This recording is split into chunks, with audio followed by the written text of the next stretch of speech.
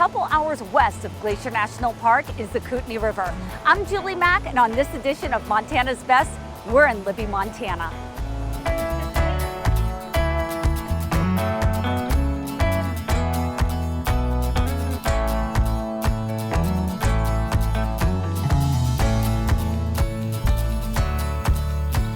Now, one of the most iconic things to do when you visit Libby, Montana is to visit Kootenai Falls. Now, what's amazing about these falls is it actually has a bridge that goes right over the falls.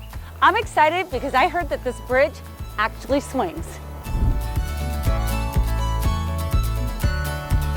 What I love about this hike is you're always getting new views. I feel like I'm about ready to head to this small village and there's like hot chocolate waiting for me. It's awesome.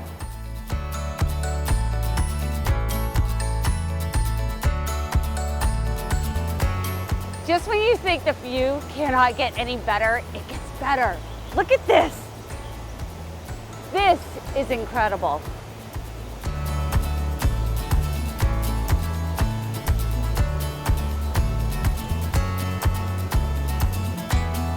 Now, I don't advise kayaking to take place over these falls, but man, is it spectacular to look at. Definitely bring your camera.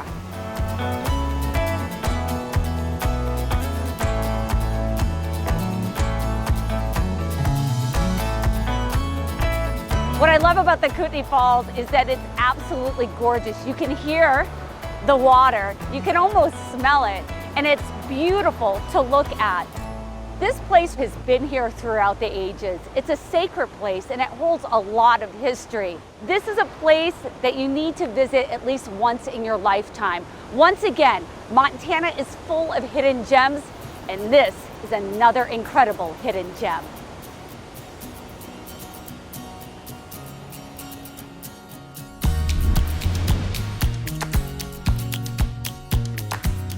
So this is the suspended bridge that goes over Kootenai River. Now, it was first built in the mid-1930s for firefighting. So firefighters would have to go back and forth. Now, throughout the years, the bridge would either get washed out or it just would go away because of wear and tear. In the 1990s, they built this current bridge that we have now. Now, it's a suspended bridge. It's 220 feet long. It's 35 feet up from the river. And by the way, no jumping off of this bridge. That's a big no-no. But they also advise that no more than 5 people at a time be on the bridge because check this out. It literally swings. Literally swings. But what a great attraction to be able to go and check out to where we can get views that we typically wouldn't get right above the river. You can't beat it.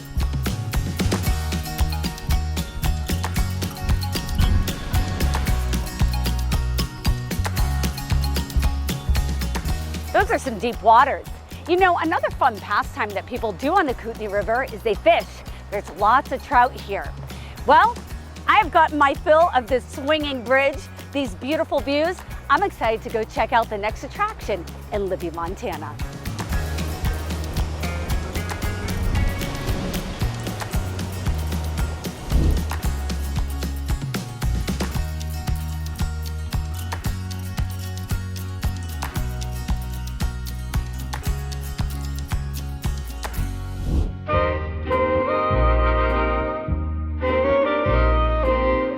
I'm standing here with Chelsea Sanderson, and she is the co-owner of the Dome Theater here in Libby, Montana. Chelsea, I was looking up the Dome Theater, and it looks like it has such a rich history, all the way stemming back from 1910. Tell us about it. It opened in 1910, it burnt down in 1948, It rebuilt.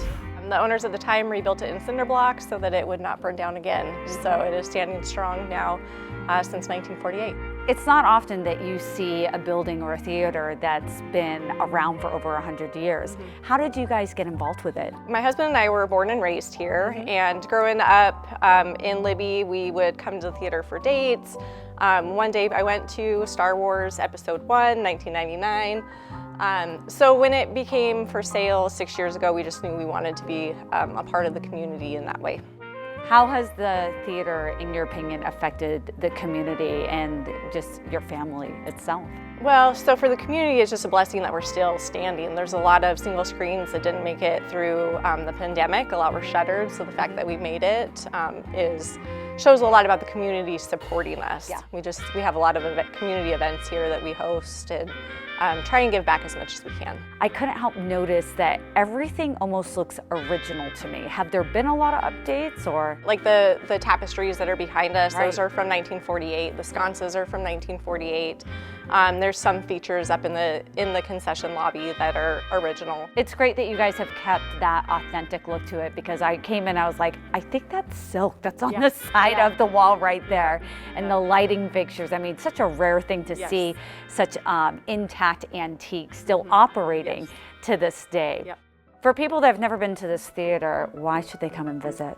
Because it's unique. It seats 300 people, so it's bigger than even auditoriums that you're used to in like the multiplexes. And so it's just a really authentic, I think, to me, feel for a small town movie theater. What can people expect when they come to the Dome Theater? To like our popcorn. Must be good. Yeah. Real butter? No, we get a lot of compliments on our popcorn, and I'm not just saying that to toot my horn, but yeah, the people will come in and buy it and take it home, even if they're not going to just stay for a movie, just to take the popcorn. Yeah. A little secret to why it's so catchy? Yeah, right? No, I'm not going to tell you. Oh, so. darn it. Sorry.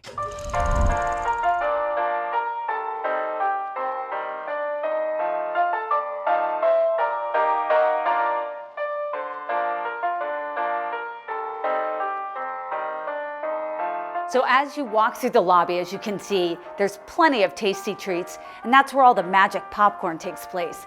But the cool thing here at this theater is that they have a room called the Cry Room. Now, it's for people that have babies or small children that may be disruptive. They still want parents and people to be able to bring small kids to come and watch the movie. All right, Chelsea, so this is the famous Cry Room I've been hearing about. Tell us about it. Yeah, so it used to be an open balcony to where you could look out and see the theater. It was all open.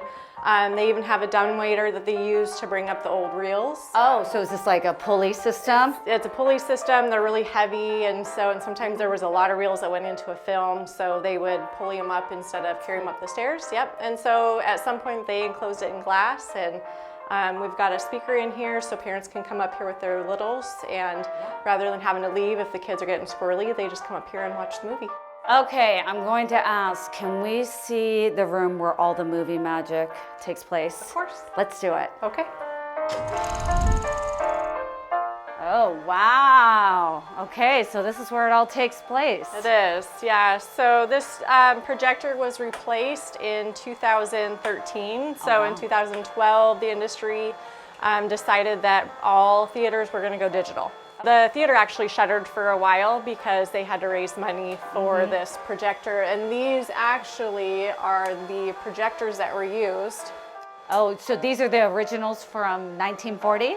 I can't tell you that it was from 1948, but these are the projectors that were being used prior to going digital. Chelsea, I love the fact that with your theater, it's not just a theater, but it's also a place that people can have community events, have a talk, it's like a multi-use space.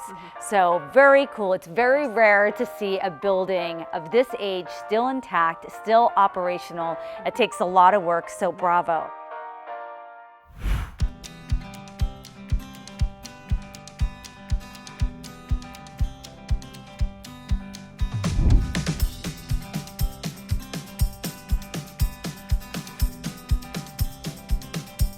The Libby Dam is what holds back the Kootenai River.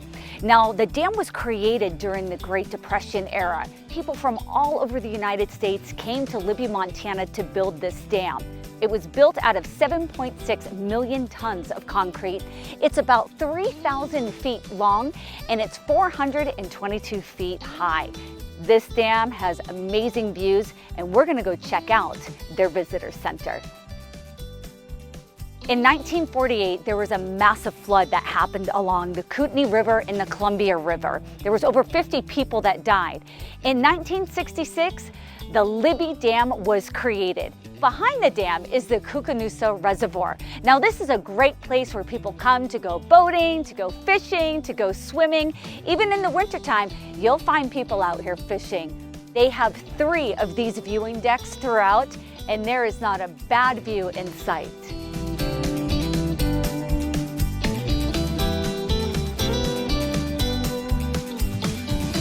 So what's unique about the Koocanusa Reservoir is that half of it is here in the United States and the other half is in Canada.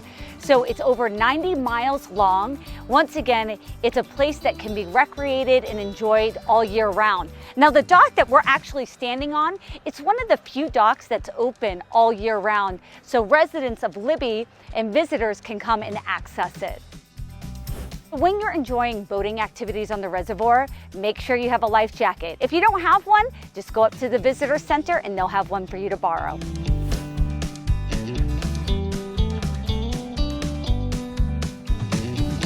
Another great amenity here at the Libby Dam is that they have a couple of Frisbee golf courses. Let's try my hand at it, shall we?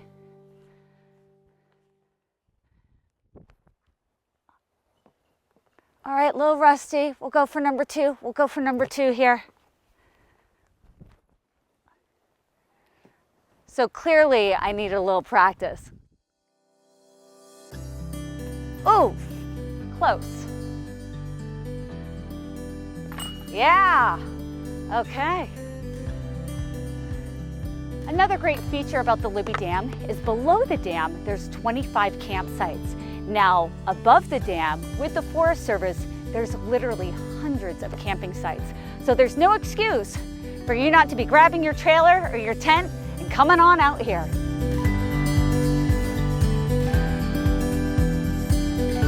Now, the Columbia River Treaty was signed between the United States and Canada.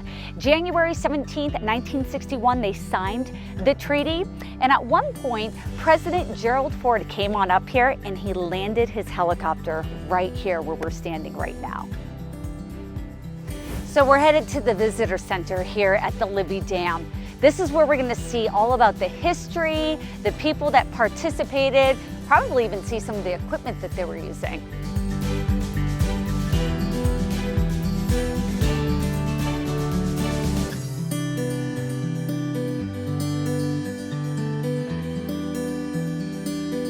So when you walk into the visitor center, you are greeted by this bear. Now, you can touch this bear, you can pose with the bear, you can take selfies. Not too often, you can actually touch a once living bear. Great taxidermy on this.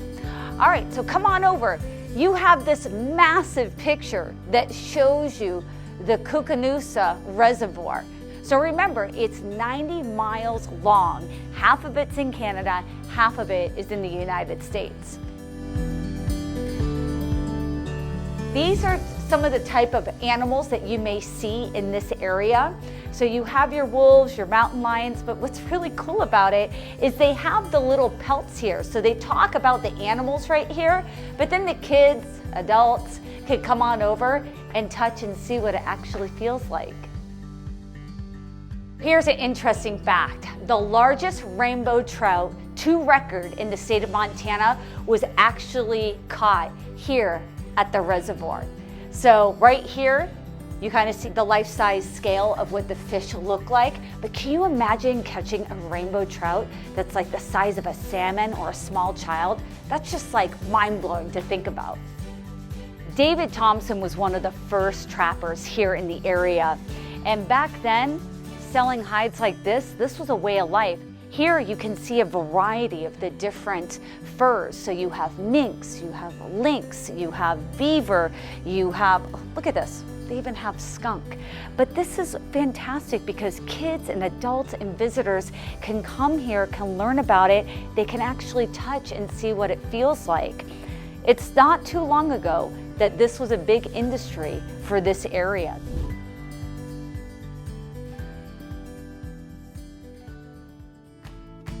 Here's another tactile exhibit.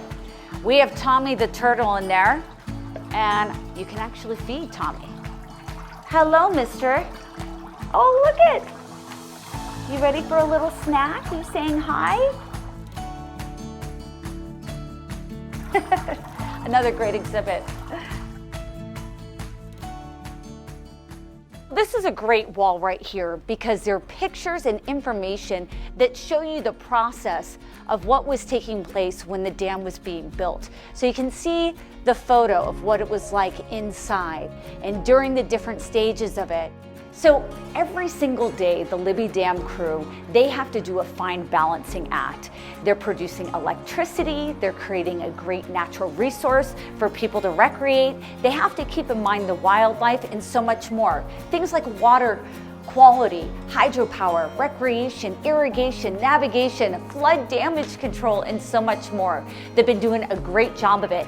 Another thing that I noticed, they have all these resources for free for people. So if you're in a homeschool group, or if you have a kid that you want to educate, or if you as an adult want to learn more, they have things where you can learn more about electricity, about nature's current.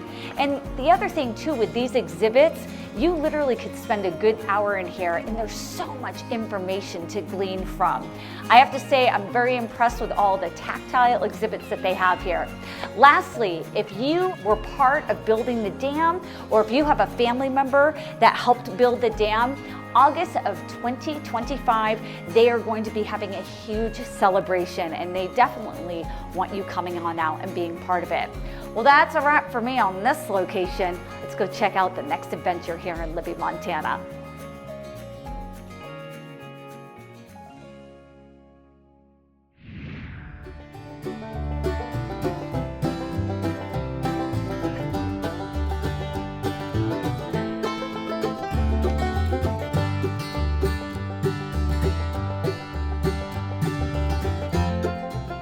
So I'm here at the Heritage Museum. I'm really excited about this attraction because there's so much history and there's a really fun story of how it even started. But first, we're gonna meet up with Mark Moraine. He's a local volunteer here at the Heritage Museum. Mark, how did it come about to where all these antiques, all these incredible artifacts are all in one location?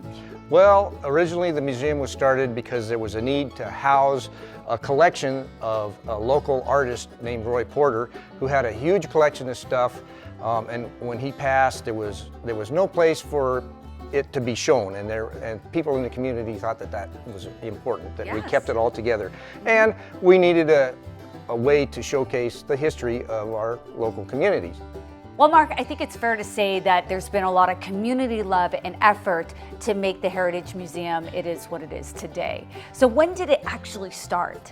The museum was started in 1977 by a group of volunteers, opened in 1978, and it's been open ever since then.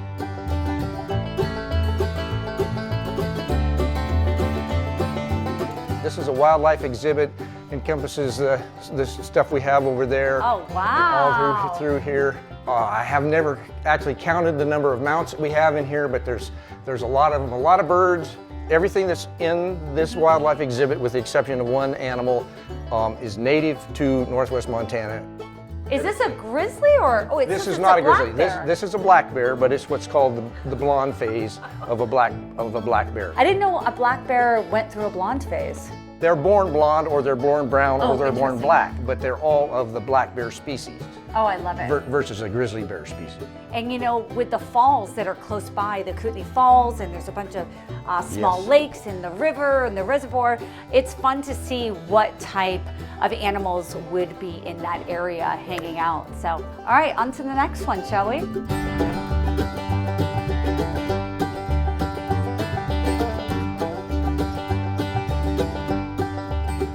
So what we see here is a representation of the studio of the man who inspired this whole museum, Roy Porter. And as you can see, this is his studio with various paintings that he was working on or completed. And it's just kind of a neat little thing to see that this man was the inspiration for all of what you see here. Yeah, amazing. He was an incredible artist. So Mark, this is an interesting exhibit. I'm seeing a teepee here that it looks like it's actually made out of reeds. This is a traditional Kootenai lodge that was made from what they call tule reeds, which grow in the swampy areas around the river, and they would harvest the reeds and sew them together to make mats. Very ingenious use of their natural material. I keep hearing about David Thompson. So his history is that he came over from Europe. He was a European fur trader, and he also was quite the articulate person when it came to putting maps together. Besides being a fur trader, was arguably the greatest geographer of the entire North American continent. So Mark, everything that we're seeing here kind of represents something that Dave would have had on him when he was adventuring and working throughout here. Yes, that's true. Nothing is actual artifacts from David Thompson, but they are all things that are representative of things that he might have had while he was here in this area. I love it. I love that you guys actually have these pieces here intact where we can see that. It's amazing. All right, off to the next one.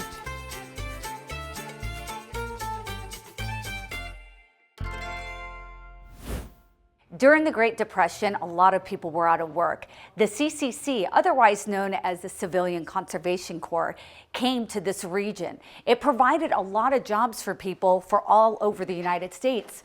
Now, right here, you can kind of see some of the government-issued attire that somebody might have had. Here's a cot that they would have been sleeping on. But yet again, they worked, but they also played. They clearly liked baseball.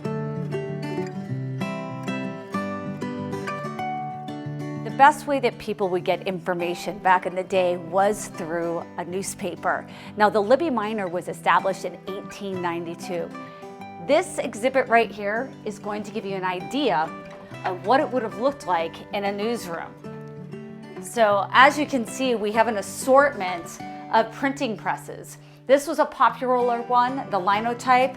As you can see, they have all the different letters. You see the different letters over here.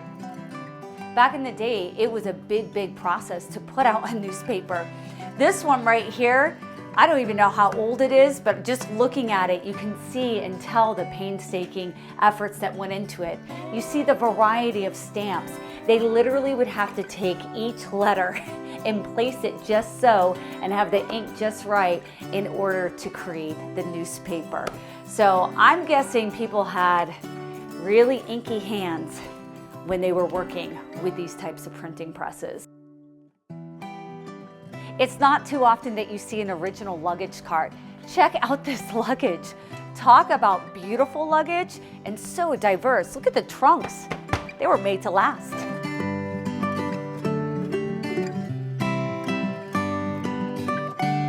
Check this out. This is a pump organ. So back then, a lot of places didn't have electricity, but if you pumped it, you got sound on out of it. All the pieces in here are authentic. Look at the dress. Look at the dress. Oh my gosh.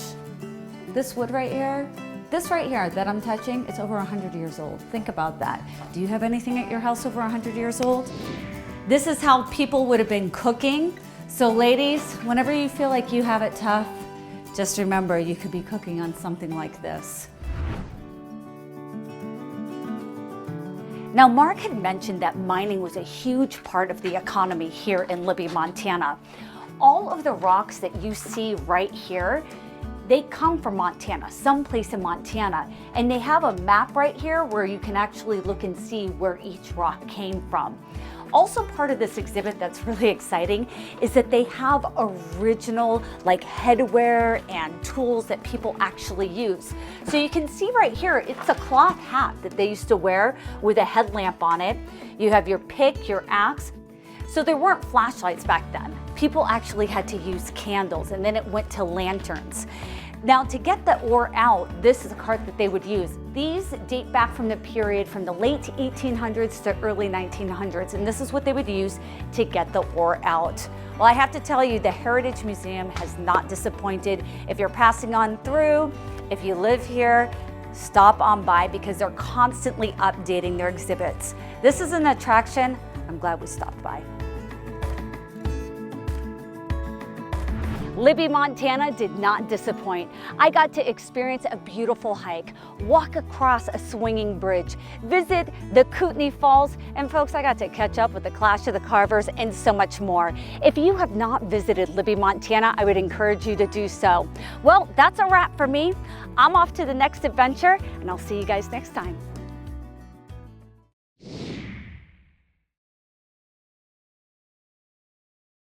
What did you forget? I seem to have left a wife somewhere around here. Okay. I'm gonna walk this way with the boat in the background. Quick, quick, quick, quick, quick. Yeah, quick.